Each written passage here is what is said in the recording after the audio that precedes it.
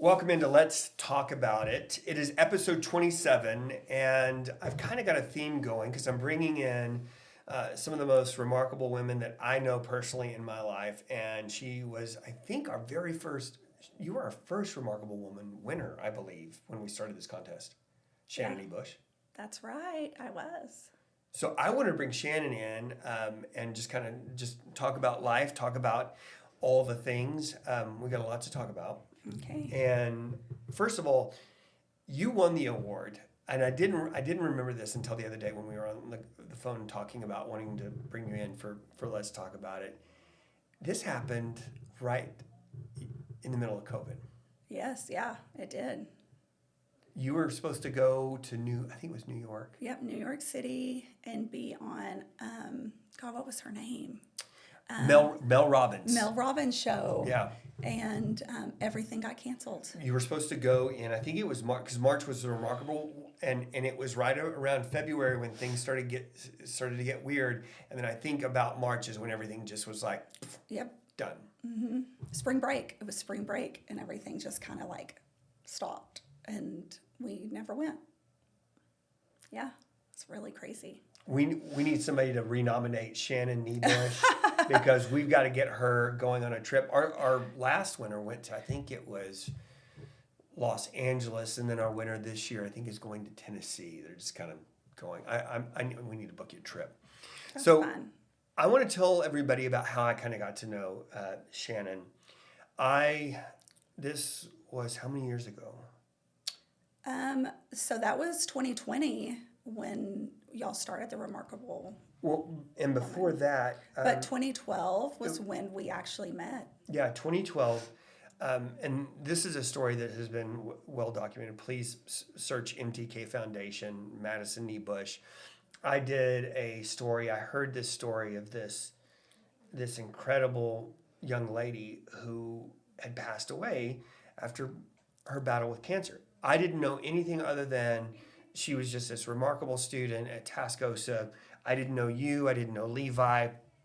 And that story just came in front, and I was like, I want to know more about this girl who is now gone, but has left this legacy where people are still talking about this amazing young lady. And I call your husband, and I never met him, and next thing I know, I am in your living room bawling my eyes out. I mean, I think at one point we had to stop the interview. And it was and little did I know that I would form this friendship with you and your family and everything else, and what it would eventually lead to. But it was through the passing of your daughter, Madison. Give our viewers just a kind of a little bit of background. So this was early 2000. What was it? 2000. When she passed away, she passed away January 12th of 2012.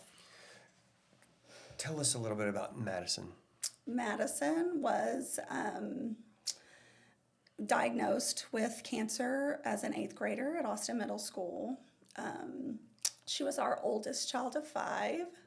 She was what you would imagine the oldest child to be: very smart, she was kind, she was loyal, very sweet, very good daughter. She had lots of friends. She was just full of life. Started kind of feeling sick, thought, possibly strep, possibly mono, just had some symptoms that we just couldn't get rid of. Ended up having a pharyngeal sarcoma in her throat. And she fought for almost 2 years and then passed away her sophomore year. We traveled back and forth to Dallas. We did a lot of things in Dallas, but did some things here as well as far as treatment goes. But she was a 10th grader at Tascosa when she passed away. So you guys are left with this huge hole, and you decided that you were not going to let this just, there had to be something. And I know that it was, I mean, put on you guys' heart on an early age, like how do we make a difference? Because you were a family that knew nothing about like the services. All of a sudden you have a teenage daughter who has cancer. And at what point when you and Levi said, what can we do for other families who are going Well, through I this? think you're just left with this grief and pain, and you're trying to figure out, like, what can we do with this? Are you going to just lay down and just live in this grief, or, what can we do to honor Madison and really, if you will, pay homage to her in a way that if she was here, she would be proud of us in some ways, and really in a way that she would feel like we would honor her in some ways. And so it was really Levi that was like, I feel like there's a gap here in Amarillo of just not a lot of help for families with children with cancer. And so it was really his idea to say, hey, let's start something in her memory to help families that are dealing with this and offer financial support. Grief can take you to a lot of places, right? Like if it's not managed, if it's not taken care of, it can, I mean, and again, it ebbs and flows. We've lost family members. We've gone through trauma, and so to how we handle that grief. There's a lyric from his name is Stephen Wilson Jr. And there's a lyric that he sings, and it's grief is only love that's got no place to go. Because most of the time when we're around our kids, we are just constantly in a state of pouring out love in our spouse, and we pour out this love, and then all of a sudden, when that person is gone, that grief, that love is like, what do I do? And it kind of turns into, that song it's again, Stephen Wilson Jr., Grief is Only Love, the name of the song is beautiful. But you guys chose to turn that grief into the MTK Foundation. And I remember Levi calling and saying, hey, we have this idea. Do you want to come on? Do you want to do this? And you gathered around all your friends and said, let's start this foundation. Talk me through that. Yeah, so Levi said, I think that this is something that Amarillo needs, an organization that can really help families if they need to travel, or, if they need bills paid, things like that. Because it is so debilitating when you have a child with cancer, you're in the hospital. When you have a child fighting with cancer, the parent has to be with the child. So if you're the breadwinner, you're not making money. You're in the hospital with your child, and a lot of times it's years. A lot of single parents with a child fighting cancer, that's a lot of loss of money. So, or if you have to travel, there's a lot of things here that Amarillo doesn't offer. So you have to leave. It's very expensive to have a child with cancer. So, if we can help with, an electric bill or a flight or, gas money, things like that, that alleviates a parent from having to worry about a bill so that they can focus on their child. Because that's something that you lived.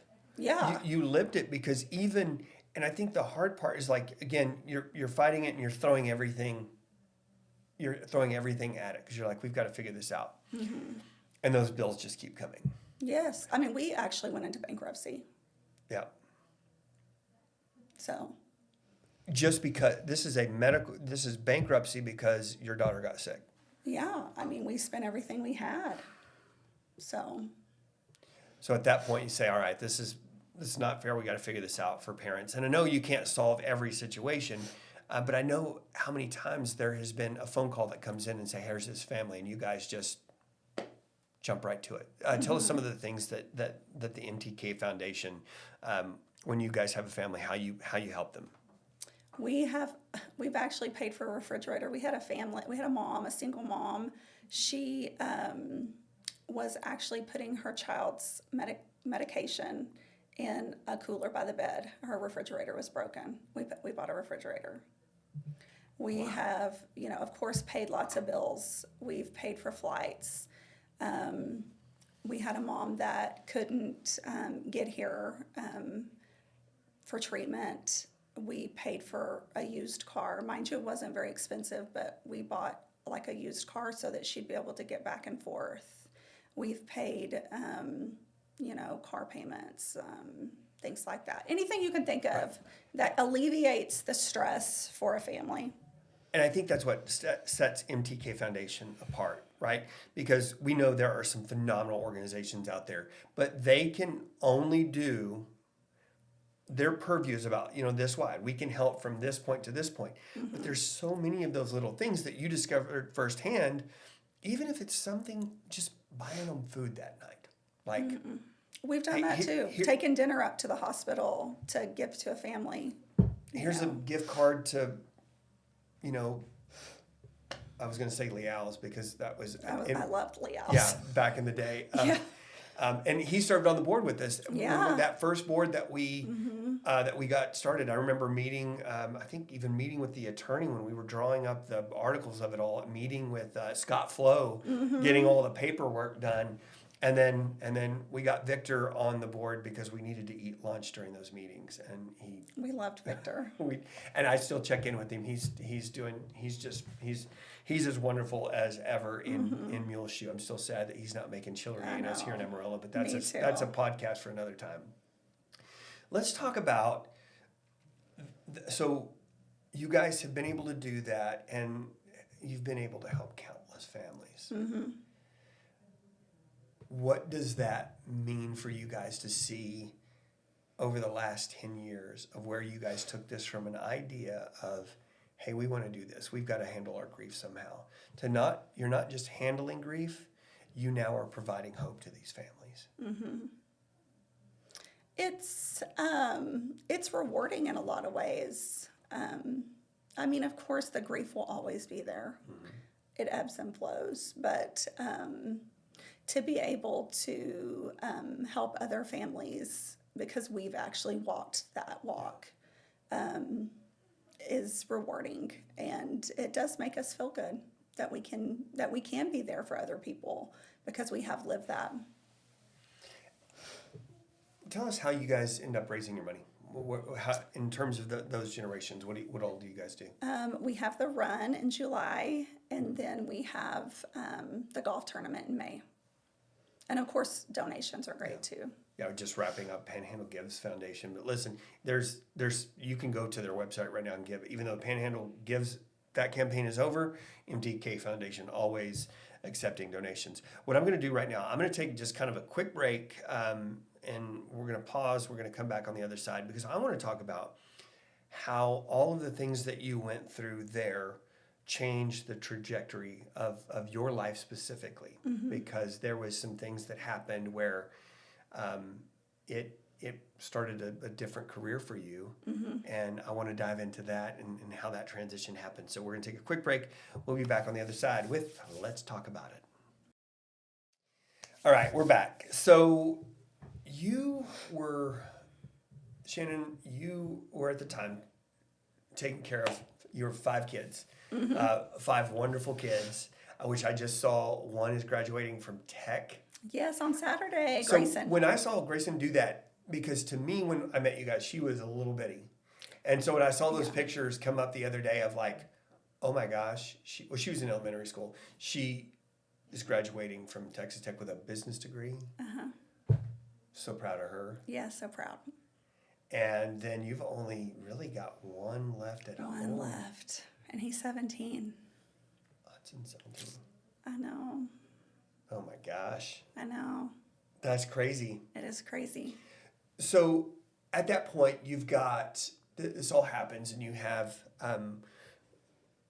we lose Madison. Yes. You have 4 kids at home, and you've been taking care of them. What, you guys, again, to back up, you had to file bankruptcy because of the bills that kept coming in. I mean, at the end of did you ever keep a total of, at the end of the day, how much in medical bills alone? Oh, it was hundreds of thousands. Yeah, I remember hearing one time Levi and I went to grab lunch or whatever, and he said some number, and I was like, I didn't even know that was possible. It was a lot. I can't even tell you what it was. Just honestly. trying to, and again, this is mounds of debt, just trying to keep the person that you love and you care for, because at that point you're willing to throw anything at it, just to try to do that. It's just I mean, it's your child. You'll sell do your anything, house, anything, sell and your everything. cars, do whatever you have to do. So you guys file for bankruptcy. You've got 4 kids at home, and then you are moved to make a difference in your personal life. Tell me about that. Yeah, so I turned 40, and Levi said, you've wanted to do nursing. If you're not getting any younger, so if this is what you want to do, you should do it. And so I did. At 40, you're like, I'm going back to school. Yep. And I went into nursing school. And you just didn't go into nursing school. I mean, because at this point, you still have your hands full. You've still got the kids at home, and your husband Levi's a handful too. Yeah, that's and true. I would say that in front of Levi and not have any problem with it. You've got Levi, you've got the 2 kids, and you're like, I'm doing it. I'm going back. What was that like, starting over at 40? Honestly, I mean, it was really, nursing school is no joke. I mean, it's very hard, Yeah. but I was a better student. Because because real life all of a sudden it sets in, and you're like, I'm not going to school to go hang out. I'm going to school because I need to provide for my family. I need to get some things done. Yes. So Yeah. it was just at Emerald College, Yes. and you finish up. I finish up and I graduate during COVID. Where there's at this point, a nursing shortage, which we still have. I mean, we still need more nurses. But at this point, you are in the middle of something that we'd never experienced in our lifetime. We're in the middle of a pandemic. In fact, I finished the very end of nursing school in COVID, and so we were doing it at home, like my last probably 6 weeks of school after spring break. Which had to be incredibly hard. It was hard, and it was so crazy. It was just a crazy time. And starting nursing school, or starting nursing during COVID, was so weird too. Just the whole, no visitors, and it was just a crazy time. Of course, Dr. Weiss was on my board at that time, who I love and admire so much. And, I wanted labor and delivery. That's really where I wanted to be. And there weren't any physicians. And he said, I think you should think about pediatrics. And I was like, no. I said, because, they do oncology. I can't. There's trauma there for you. I was like, I can't do oncology. It's like, that would be terrible for me. I was like, I feel like I just don't know that I could do it, And he's like, I think you should think about it. And I was like, maybe this is the path I need to do. I don't know. Thought about it, prayed about it. I took the job. I'm still there today. How long ago was that? Almost 6 years. Has there been healing in that for you? Actually, yeah. I really love it. Yeah. Honestly, I love oncology. Yeah.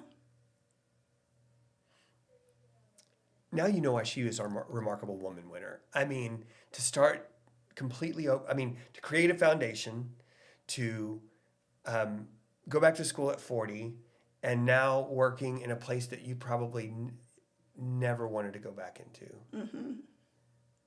because of all those countless nights of having to go and see Madison struggle through all that. And here you are being the lifesaver. I mean, it's hard. Yeah. But rewarding. What is it that when you're doing what you do now, and in all of the places that you have come and gone from watching your kids grow up to losing Madison, to going back to school, what would you tell other parents that are walking down that road? Oh gosh, that parents that their child has been diagnosed with cancer, that just take it day by day. Don't get on the internet. And go with your gut. And lots of prayers. And find a support group. Really. Find people that you can trust and support and lean on people. And take the help. Because you really do need people. That was hard for you guys at first, wasn't it? It was at first, but then we really had to rely on people because we just couldn't do it. We couldn't with all of our kids. We had to have help. And honestly, I don't even remember all of it. I mean, I know people came in and took our kids, and I can't even remember all the help we had through the years. But you do need the help. I mean, you're really living in trauma.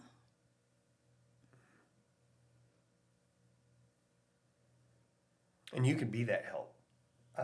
There are organizations just like the MTK Foundation that are out there that are providing that help. And at the end of the day, right, it's being surrounded by love. Because that's the only, those days, I mean, I don't know how many countless days that you probably had where you're like, I don't want to get up. I don't want to do anything. So many.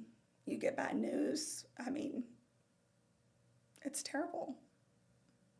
So hard. I know that the Coffee Memorial Foundation Blood Center was I remember you guys talking about those were the good days. So find an organization that you believe in because they're out there making a difference, whether it's the MTK Foundation, Children's Miracle Network. There are these organizations out there that are doing good things.